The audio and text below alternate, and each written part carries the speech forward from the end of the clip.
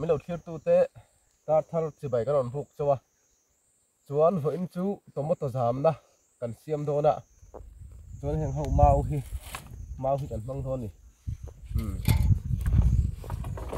mau khi ở đây cần cho nó ngó chuan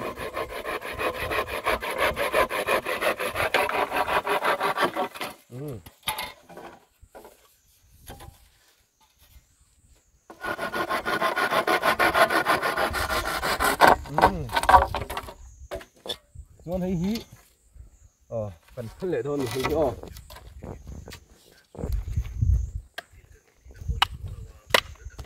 mau hí hiểu tôi hiện quậy phải tủ hí nè tiền lại tất cả hiện cần phân thôi nè háo thật khúc mấy à bẩn xiềng về khi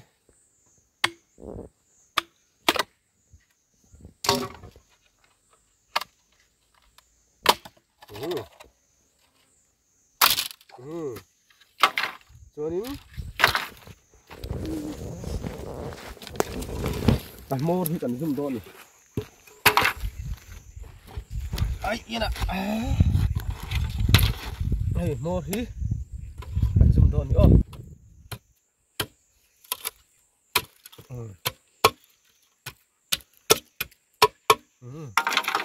mô thì cần dùng đó chú cắn sọ buồn thôi này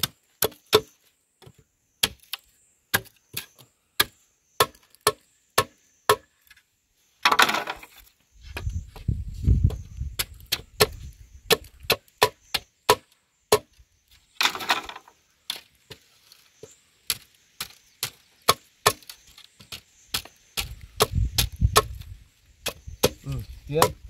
cắn sọ buồn đó cho nên hay cắn sọ to này không mà cắn thịt to này tiền thân thị rất là ngay đó nè cho nên thú tại cái bút hàng á cho nên cắn sọ đây còn thì đằng lệ đòn nữa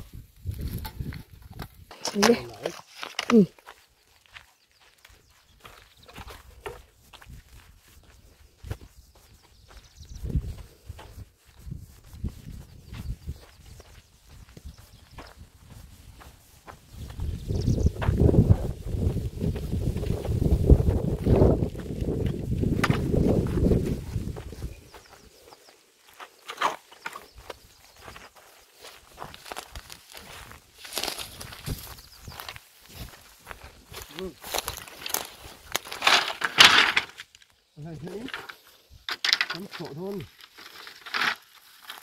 em không gì lớn viên giảm nó không được vào thôi nữa xong á mắc vào ai nữa đi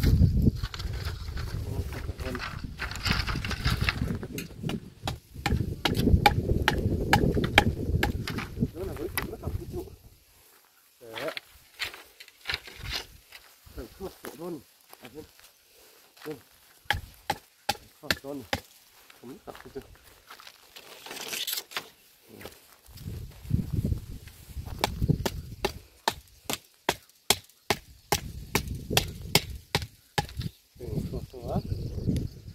dạ nhé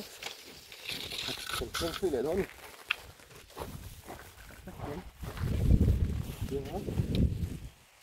thế lại thôi rất hiền cái địch thấy chặt thôi nè ô là hay tiền từ ra chỉ cần phết lên đó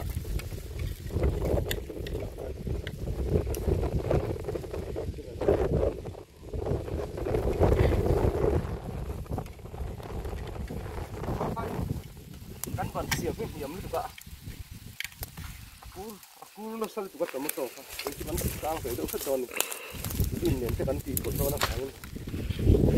đây chặt rồi nè cái micro trong cái này tụ cái lằng rôn chưa này cái micro trong cái này cái micro nên cần phải đo micro xí bốc à cái micro xí tụ chân tụ cắn đầu phun hết lâu hay cái kia thằng làm mà ổn tụ cái kia ven tụ rồi nè đấy cái gì rồi nè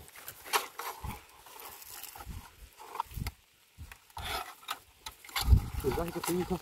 đấy có thể địch lập tức thử ra thì cần mong để thực hiện cần mong à cái đất em mấy này cả cái thầm không á cái khá rất luôn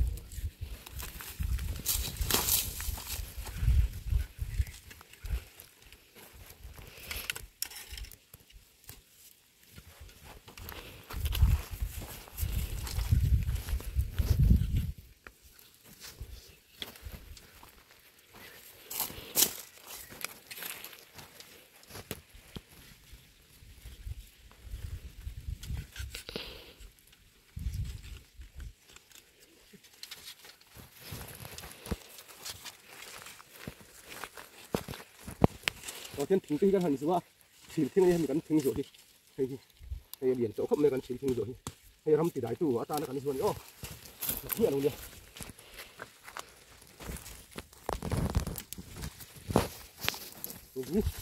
thế mà hình sản được ai đâu nào ca rạn sống động thôi là phải không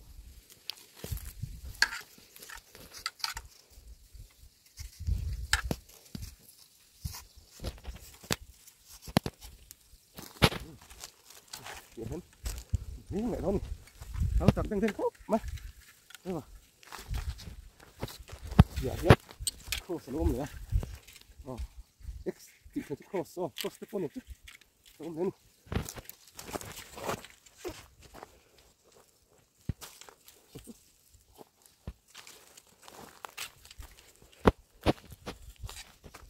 dân về chỗ hi cái đồng này trồng riết rồi nhỉ ô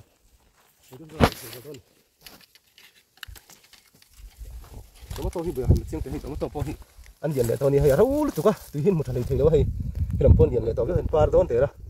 tùy hin thằng ai này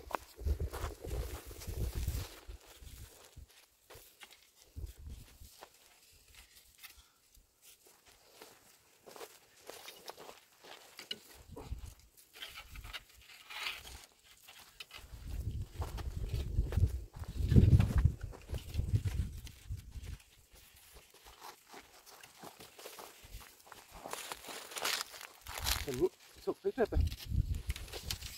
sụp sao không chỗ này,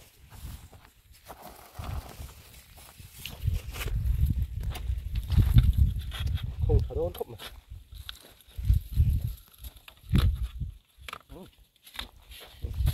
đấy là cái sụp nó sụp này gì, cái ma bản quý khăn nhỉ,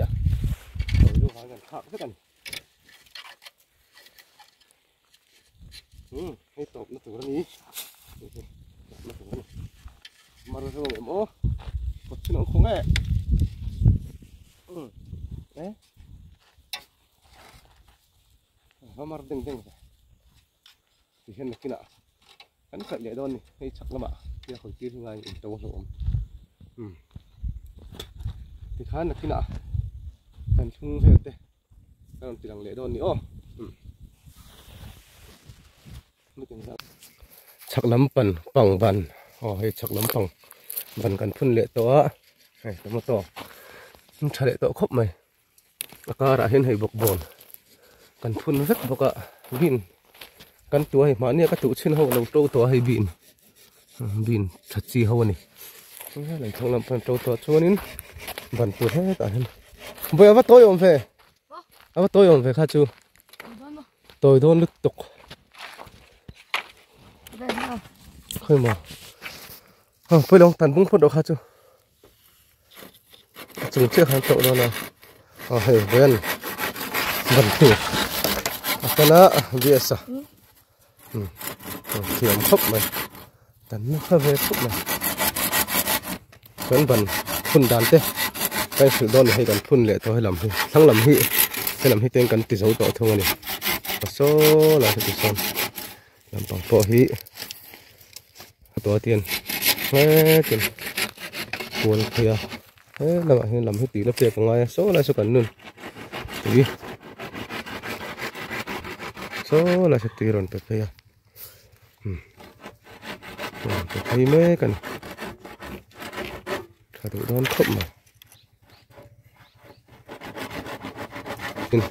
chắc lắm bằng hết vẫn cần phun lệ thôi nữa vẫn phun đàn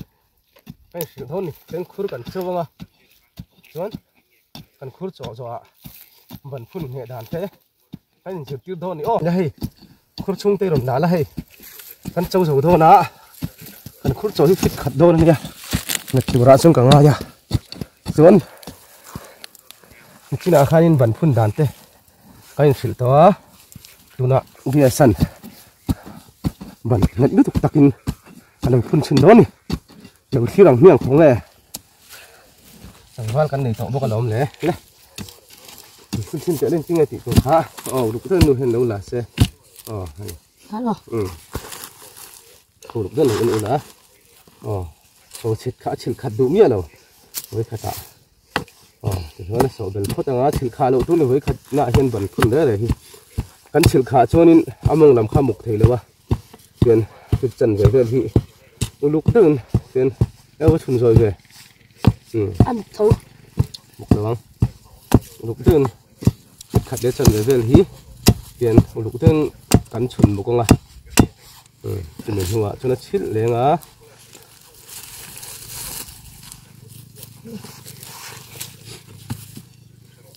hay chung một lên à đó thì ấm tổ tập em rồi hay không dùng thì bẩn thì sao rất là ngon à rồi con phun bẩn thì đâu chứ cần sao sự thôi nhỉ còn phải đúng không rồi đấy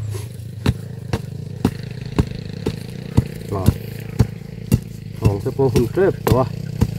vẫn chưa bắn thọc nằm khóc mày em school chọn lại nó em khóc mày tùy nó sao các bạn cái khan hay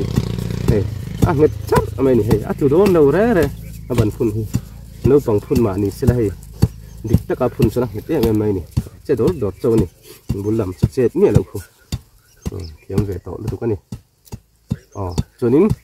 mình cần phải đưa cho tịch khan cần đủ to con à chuan cần channel mình đâu thiệt sắc tu thế